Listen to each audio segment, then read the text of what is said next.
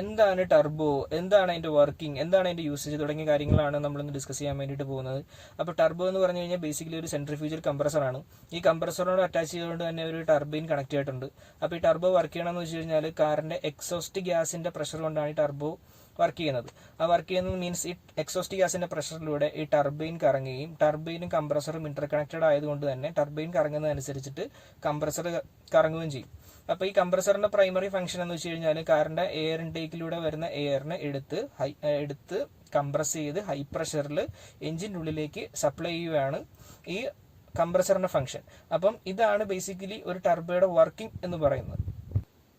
ഒരു ഇന്റേണൽ കമ്പസ്റ്റൺ എഞ്ചിനെ സംബന്ധിച്ച് പറയുവാണെങ്കിൽ 3 ഫാക്ടറാണ് അതിനകത്ത് ഒരു കമ്പസ്റ്റൺ നടക്കാൻ വേണ്ടിയിട്ട് വേണ്ടത്. ഒന്നാമത്തെ ഫാക്ടർ എന്ന് പറഞ്ഞു കഴിഞ്ഞാൽ ഹീറ്റ് അല്ലെങ്കിൽ ഇഗ്നിഷൻ സോഴ്സ്. അത് എഞ്ചിനിൽ സ്പാർക്ക് പ്ലഗ് വഴിയോ മറ്റു കാര്യങ്ങളിലോ മുഖാന്തരമോ കൊടുത്തിട്ടുണ്ട്. മറ്റ് 2 കാര്യങ്ങളെന്ന് പറഞ്ഞത് ഫ്യൂവലും എയറും. അപ്പം മാക്സിമം പവർ ഡെലിവറി നമുക്ക് വേണമെങ്കിൽ ഇതിൽ ഏതെങ്കിലും ഈ കാര്യങ്ങൾ നമ്മൾ കൂട്ടി കൊടുത്തെങ്കിൽ മാത്രമേ മാക്സിമം പവർ ഡെലിവറി നമുക്ക് കിട്ടുള്ളൂ. അപ്പോൾ നമ്മൾ ടർബോ കണക്ട് ചെയ്യുന്നത് വഴി നോർമൽ എടുക്കുന്ന എയറിനേക്കാളും കൂടുതൽ എയർ ഹൈ പ്രഷറിൽ കംപ്രസ് ചെയ്ത് എഞ്ചിനിലേക്ക് സപ്ലൈ ചെയ്യുന്നതോടെ അപ്പോൾ എയറിൻ്റെ അവൈലബിലിറ്റി അതനുസരിച്ചിട്ട് കൂടി. അപ്പോൾ അതിനനുസരിച്ച് നമ്മൾ ഫ്യൂവലും കൂടെ കൂട്ടി കൊടുക്കുകയാണെങ്കിൽ നമുക്ക് മാക്സിമം കമ്പസ്റ്റൻ നടക്കുകയും മാക്സിമം പവർ ഡെലിവറി ഉണ്ടാവുകയും ചെയ്യും. അപ്പം മാക്സിമം എയറിനെ എഞ്ചിൻ്റെ ഉള്ളിലേക്ക് സപ്ലൈ ചെയ്യുക എന്നുള്ളതാണ് ഒരു ടർബോയുടെ പ്രൈമറി ഫംഗ്ഷൻ.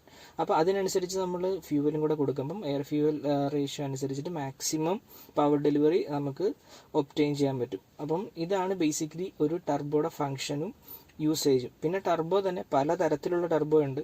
അപ്പം അത് കൂടുതൽ അറിയണമെങ്കിൽ നെക്സ്റ്റ് വീഡിയോ ചെയ്യുന്നതായിരിക്കും.